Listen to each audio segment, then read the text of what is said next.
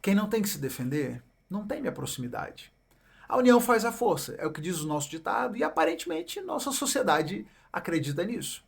Mas não acha que seja um tanto contraditório que um povo que de fato acredita que a união faz a força, que a proximidade, a convivência em paz nos faz mais fortes, não é contraditório que estejamos cada vez mais distantes uns dos outros? A questão aí é que entra nessa equação uma sociedade individualista.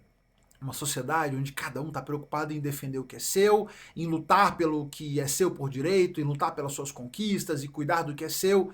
E quando nós estamos assim, nessa posição de defesa, a proximidade se torna um problema. Porque quando eu estou próximo de alguém, eu me torno vulnerável, eu me torno acessível, estou suscetível, estou exposto. Por isso é que nesse ambiente onde eu preciso me defender, a proximidade é um problema. E por isso que no mundo onde estão todos cuidando do que é seu, cada um defendendo os seus interesses, lutando pelas suas conquistas, a gente se afasta cada vez mais e nos tornamos cada vez mais inacessíveis, porque temos que nos proteger. É interessante olhar nesse contexto o quanto Davi, apesar da sua posição de rei, que agora ele passa a assumir, da sua posição de importância, ele continua acessível às pessoas, se aproximando das pessoas. Isso porque ele tem uma noção muito clara de que é Deus quem luta por ele. Ele era ninguém, ele era um pastor de ovelhas, ele está consciente de que Deus o escolheu, de que Deus o tirou de onde ele estava, o levou para aquela posição de importância, e tudo que ele tem, tudo que ele está conquistando, ele não conquistou pelas suas qualidades, porque ele lutou, porque ele se esforçou, mas ele conquistou porque o Senhor entregou isso nas mãos dele. Logo, não é ele quem se defende, nunca foi ele que se defendeu contra Saul, não foi ele que se defendeu contra os filisteus. Ele sabe que esse tempo todo é o Senhor quem o defende. E como ele não tem que se defender, ele não precisa manter distância, ele pode se aproximar das pessoas. E isso é uma lição que nós precisamos aplicar, aprender e aplicar nas nossas vidas. O Henry Nouwen, falando sobre hospitalidade, ele diz que o desapego é uma condição indispensável para a hospitalidade. Enquanto eu e você vivermos defendendo nosso dinheiro, nossa casa, as nossas posses, dificilmente nós seremos hospitaleiros, porque a gente vai estar sempre ali protegendo o que é nosso, com medo de alguém tomar. Quando eu não tenho medo de que ninguém tome nada, porque afinal de contas eu estou entregando, eu não me ligo, eu desapeguei daquilo e eu não tenho que defender, aí sim eu estou pronto para ser hospitaleiro, para deixar que as pessoas se aproximem de mim. Nessa leitura de hoje, nós fomos do capítulo 3, versículo 31, fomos até o capítulo 7, no verso 17. Mas eu quero destacar alguns aspectos interessantes aqui dessa leitura que me fazem olhar sobre essa perspectiva para Davi. No final do capítulo 3, nós temos Davi lamentando a morte de Abner, porque ele foi morto por seus homens, mas não a mando de Davi, já falamos sobre isso. No capítulo 4, nós temos que homens, capitães ali da guarda de Isbosete, o filho de Saul, que estavam no governo, se viram contra ele, matam Isbosete, cortam sua cabeça, levam para Davi na expectativa de ganharem, de receberem algum reconhecimento. Olha, matamos o filho do seu inimigo, agora você acabou com a família de Saul.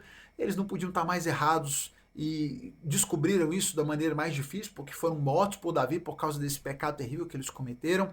Assim como Davi tinha feito com os outros que haviam matado a Abner, como o outro que havia dito que matou Saul e também foi castigado. Então Davi continua provando que não, ele não estava disposto a fazer guerra a qualquer preço, ele não queria a morte dos seus inimigos a qualquer preço. Perceba, porque Davi não tinha que se defender. Davi não estava em guerra, ele não estava se defendendo, o Senhor é quem o defendia.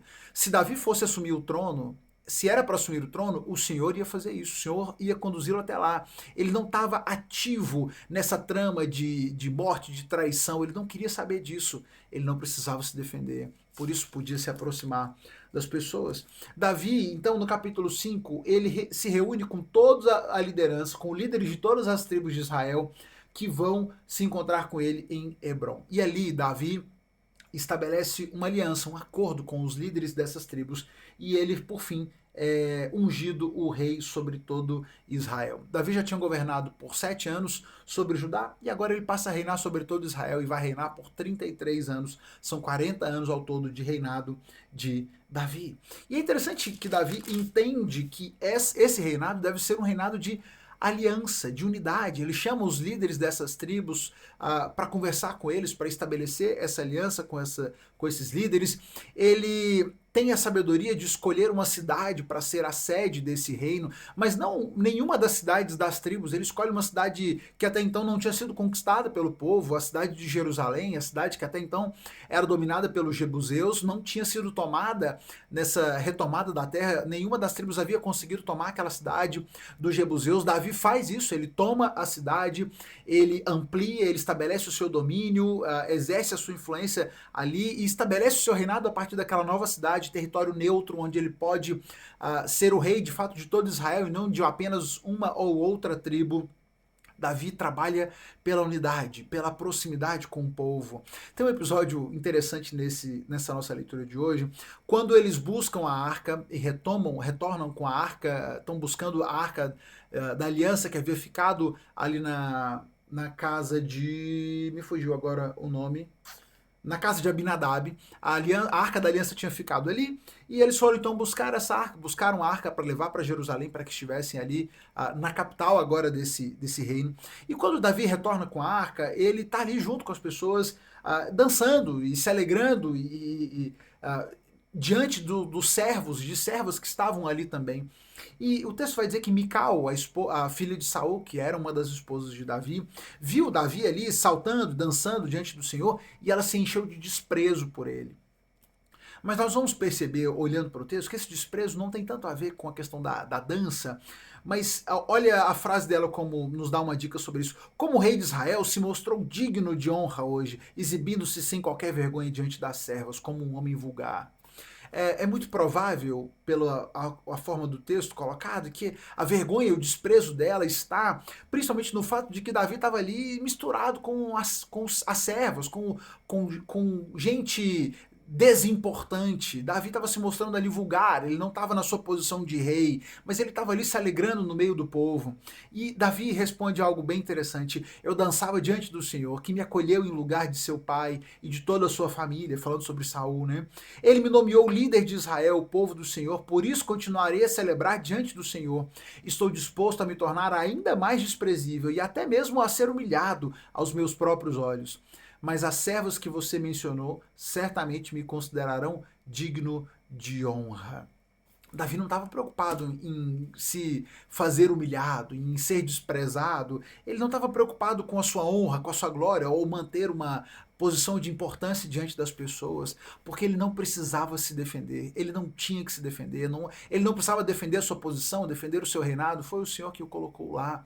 Ele podia se alegrar diante do Senhor, podia se alegrar com o seu povo, podia estar no meio das pessoas sem ter que se defender e manter nenhuma aparência.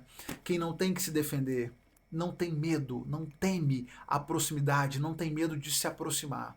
Talvez uma das grandes dificuldades que você possa estar enfrentando na vida de se aproximar das pessoas é que você tem vivido na defensiva, tentando defender o seu dinheiro, defender o seu emprego, defender a sua posição, a sua importância, as suas posses. Desapega. Pare de ficar se defendendo, de ficar tentando pelas suas forças defender essa ideia de defender o que é meu, de proteger o que é meu. Nada te pertence, nada lhe é devido. Deixe que o Senhor te conceda aquilo que ele achar necessário, aquilo que ele achar importante. Entregue ao Senhor os cuidados da sua vida. Se aproxime das pessoas, baixe as barreiras, esteja disposto a diminuir as distâncias. Porque unidos somos mais fortes. Quanto mais próximos e mais unidos, melhor estaremos. Desistamos da filosofia desse mundo, de proteção, de cuidados extremos com aquilo que é nosso. Deixemos com o Senhor os cuidados, estejamos juntos. Deus abençoe sua vida, siga refletindo sobre a palavra de Deus. Você já sabe, amanhã a gente se encontra aqui, faça sua leitura e passa aqui para mais um momento de reflexão.